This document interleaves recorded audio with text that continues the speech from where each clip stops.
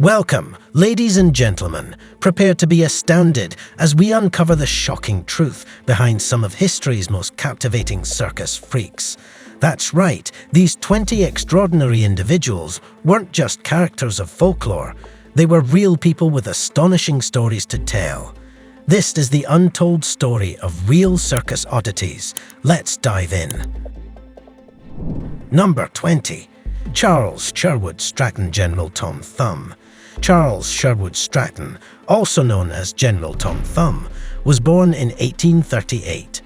When he was only 6 months old, he stopped growing. By the time he turned 18, he was just 2 feet and 8.5 inches tall. When he was 5 years old, he started traveling with P.T. Barnum as General Tom Thumb.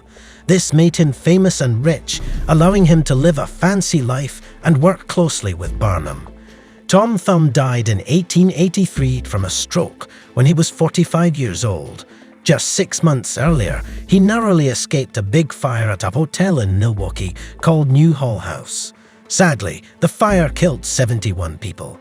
At his tallest, Tom Thumb was 3.35 feet tall and weighed 71 pounds.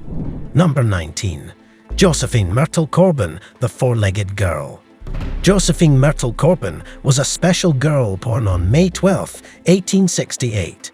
She had a rare condition where she had 4 legs. Doctors checked her and said she was just like any other girl, except for her extra legs. Her dad, William Corbin, was 25 when she was born, and her mom, Nancy Corbin, was 34. They already had 4 normal sons and 4 daughters before Josephine. Some people might have thought Josephine's condition was a bad sign, according to African tradition, and might have left her in the forest for animals to eat. But her family treated her just like their other kids.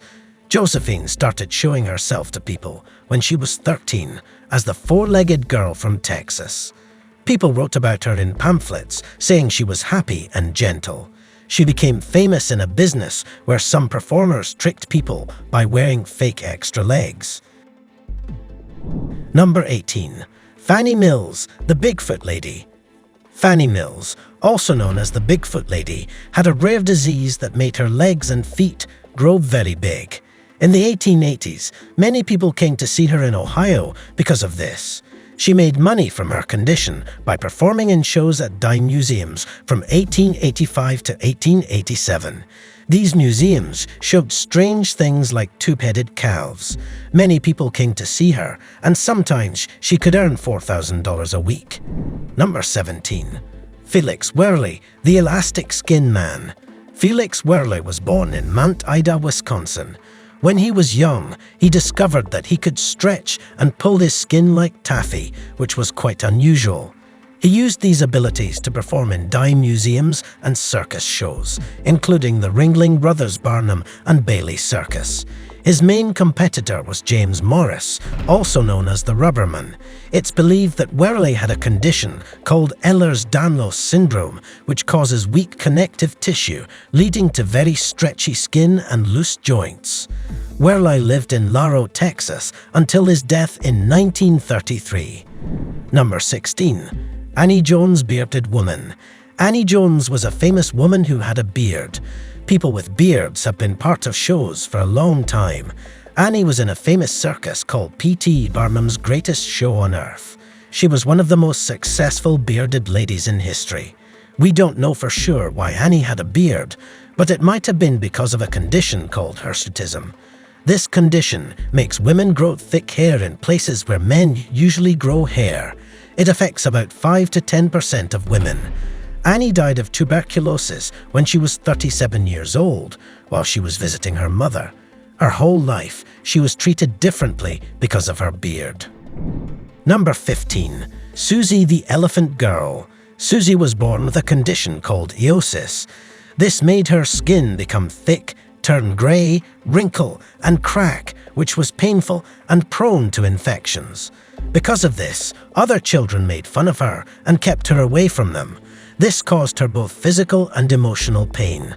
During hot summer days when other kids played in water, Susie couldn't sweat because of her skin condition. Instead, she had to rub ice on her arms to stay cool. Even when other children laughed at her, she couldn't cry because her condition had taken away her ability to do so. Susie first came to the United States in 1927 as part of a group that included a very tall woman and a woman with a beard. She kept coming back afterward. She moved from Germany to the United States with her manager to avoid a war and settled in an apartment on the west side of New York City. In the 1930s, Susie often showed herself at Hubert's Museum on 42nd Street in Coney Island. Later, in 1967, she even worked at Madison Square Garden for the Ringling Brothers and Sisters show. Susie was known as a shy, quiet woman who didn't like much attention and only showed herself occasionally. She mostly stayed local with her exhibitions until her manager passed away in the late 1960s. After that, Susie lost her passion for her work and her career ended. Her last confirmed public appearance was as a solo act called the Swamp Girl at the Great Allentown Fair in Pennsylvania. Number 14. Julia Pastrana, a monster. Julia Pastrana, a woman with unusual features, performed on stage in Manhattan in 1854. She wore bright clothes and entertained the audience by singing and dancing. People, both children and adults, paid to see her. A writer named George C.D. Odell described her as part human and part orangutan. He thought she was clever, had a nice voice, and could speak different languages. Some doctors examined Pastrana and claimed she wasn't fully human, but a mix of human and ape. Even after her death, people still wanted to see her body. It was displayed in Europe for many years before being kept in Norway. Pastrana's story remained remembered even though she was gone. Number 13. Robert Huddleston Pony Man. Robert Huddleston, also known as the Pony Man, lived a very unique life. He was famous for his unusual posture and travelled around with carnivals, showing himself off as a human exhibit. But his real name and story almost got lost in history. Just like Ella Harper, who was known as the Camel Girl, Huddleston probably had a rare condition called congenital genu recurvatum, which made his knees bend backward. Because of this, he couldn't stand up straight or use crutches, so he walked on all fours.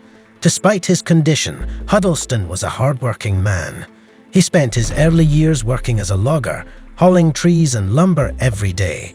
People who knew him said he was kind and didn't let his physical limitations stop him from living his life.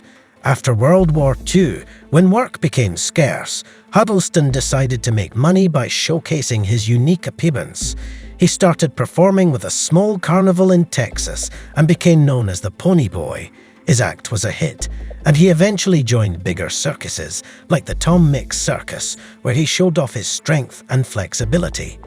Huddleston continued performing for 36 years before retiring.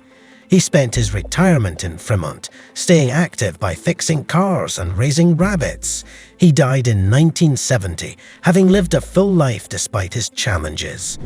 Number 12. Frank Lentini, the Three-Legged Man. Frank Lentini, also known as the Three-Legged Man, was born in Rosolino, Italy on May 18, 1881. He was one of 12 children in his family. He had an extra leg, making it 3 legs in total. When he was 8 years old, he moved to the United States. In the US, he joined the circus and carnival shows. He performed under the name The Great Lentini in famous shows like P.T. Barnum, Ringling Brothers, and Buffalo Bill's Wild West Show. At that time, people found unusual body features interesting, and acts like Lentini's became popular. Even though his job was unusual, Lentini became well known. His life story is seen as a successful immigrant tale in history. Number 11. Isaac Spragg, the Living Skeleton. Isaac Spragg, known as the Living Skeleton, had a tough life. He ended up in P.T. Barnum's museum because he had a strange illness that made him extremely thin. People found him fascinating, and he became one of the most popular acts in the sideshow. He either had a rare sickness or purposely stayed dangerously thin. People came to see him to be scared or excited, and it was a way for him to make money when he didn't have many options. Isaac Caillou Spragg was the most famous of these performers. He became famous after performing in carnivals in his home state of Massachusetts. But his life outside the spotlight was sad. He kept performing in the American Museum until it burned down in 1868. Thankfully, he survived the fire. Number 10. Chang and Eng Bunker. Chang and Eng Bunker were twins born in Siam, which is now Thailand, in 1811. They were connected by a 4-inch band of flesh at their chests. They left Siam when they were teenagers to show their unusual bodies to people in Europe and the Americas. They performed in front of kings, queens, and regular people for over 10 years. By the 1830s, everyone knew who Chang and Eng were. People even started calling other conjoined twins Siamese twins because of them. Today, people still talk about Chang and Eng when they talk about the South in the 1800s. They were Asian immigrants who lived in the southern United States. They were also shown off by people as attractions because of their unique bodies. Number 9. Prince Randian, the human snake. Prince Randian, also known as the human snake, was an extraordinary performer. He could do amazing things using only his mouth. He could roll cigarettes, light them, and even shave his face. People were astonished when they saw him on stage. Prince Randian was very small, only 3 feet tall. His arms were very short, like nubs, and he wore a red and white striped outfit that made him look like a caterpillar. He worked for P.T. Barnum in his sideshow. Prince Randian entertained the audience by moving around the stage and doing tricks with his mouth. Sadly, he passed away from a heart attack on December 19, 1934, just after his final performance. He had been performing for over 40 years. Number 8. Ella Harper, the Camel Girl. Ella Harper was born in Hendersonville, Tennessee, just after the Civil War. She had a strange disease that made her legs bend backward, which made her very different. A man named Harris, who wanted to have a show with lots of unusual people, heard about her and offered her a lot of money to join his show. Ella earned $200 every week as a special performer in Harris's circus. That's like getting around $55,000 today. In the show, Ella was called the Camel Girl because of her unusual legs. She often appeared on stage with a real camel, and people paid money to see them together. Despite making good money, Ella wanted to quit the circus. After a year of getting $200 every week, she finally did. After leaving the circus, nobody knows for sure what Ella did. Some think she went back home and focused on her education. Sadly, her father died in a fire in 1890, and her brother Willie passed away about 5 years later. Number 7. Johnny Eck, the half-human. Johnny Eck, known as the half-human, wasn't born with only half of his body. He had small legs that didn't work, so he tied them close to his body with a special device. He had a brother named Robert who looked like him but was fully formed. Together, they did a famous trick in a magic show in 1937. In the trick, it looked like Robert was being cut in half, but it was just pretend. Then Johnny would come out of a box with his legs, looking like they were cut off. He worked for famous shows like Ringling Brothers Barnum and Bailey and Ripley Believe It or Not. Later, he went back to his hometown of Baltimore and lived with his brother Robert. In his later years, he enjoyed painting and putting on plays for the kids in his neighborhood. Number 6. Alice Elizabeth Doherty, the Minnesota Woolly Girl. Alice Elizabeth Doherty, also known as the Minnesota Woolly Girl, was a special person. She was the only American known to have a very rare condition called hypertrichosis lanuginosa. Alice started showing herself to people when she was just 2 years old, first locally and then all around the Midwest because many people wanted to see her. People say she was a smart and lively child. When she was only 5, the hair on her face was already over 5 inches long, and by the time she was a teenager, it was almost 9 inches long. Alice spent a lot of time being exhibited in a store window. She later retired in Dallas in 1915 and lived comfortably there until she passed away on June 13, 1933, when she was 46 years old. Number 5. Grady Stiles, the Lobster Boy. Grady Stiles, also known as the Lobster Boy, was different from most people because of a rare condition called ectrodactyly or lobster claw syndrome. This condition causes the middle finger to be missing and the hand to be split where the finger should be. It makes the hands look like lobster claws. The condition can affect both hands and feet. Grady Stiles came from a family where this condition ran in the family for over 100 years. It started with William Stiles in 1805, then passed down through generations to Grady and his siblings. Grady Stiles Jr., the Lobster Boy, was born in Pittsburgh on July 18, 1937. Because of his condition, he couldn't walk and had to move around using his hands and arms. This made his upper body very strong. Grady had 2 marriages and 4 children. 2 of his children, Kathy and Grady Huro, were born with similar conditions despite having different mothers. Sometimes, Grady and his children would perform together in sideshows as the Lobster Family. Number 4. Martin Lorello, the Human Owl. Martin, also known as the Human Owl, was born in Nuremberg, Germany in May 1885. He had a crooked spine, which let him turn his head 180 degrees, making it look like a question mark. In 1921, he moved to the United States from Germany and started performing in sideshows like Ripley's Believe It or Not and Ringling Brothers and Barnum and Bailey. Besides turning his head, he also trained dogs to do gymnastics. However, when he turned his head, he couldn't breathe properly, though he could still drink. He performed in many of Robert Ripley's shows in the 1930s. He died at 70 from a heart attack and was cremated. Number 3. Madame Gustica. Madame Gustica was famous for being in freak shows. She had very long lips, which was very strange at that time. People knew her because of a picture taken on April 12, 1930. In the picture, she's smoking a pipe. She could make her lips go about 8 inches away from the rest of her mouth. She did this by putting big discs between her gums and lips. Experts don't know much about her, but they think she was in a freak show, probably in Coney Island. This might have been the first time people in the United States saw someone from Africa who grew up in an African village. People were excited to see someone like her because it was unusual back then. Number 2. Millie and Christine McCoy. Millie and Christine McCoy were twins who were born together in 1851. They were born to parents who were slaves in North Carolina. Their names were Jacob and Mania, and they belonged to a blacksmith named G.B.Z. McKay. The twins, Millie and Christine, were connected to each other from the lower spine and shared one pelvis.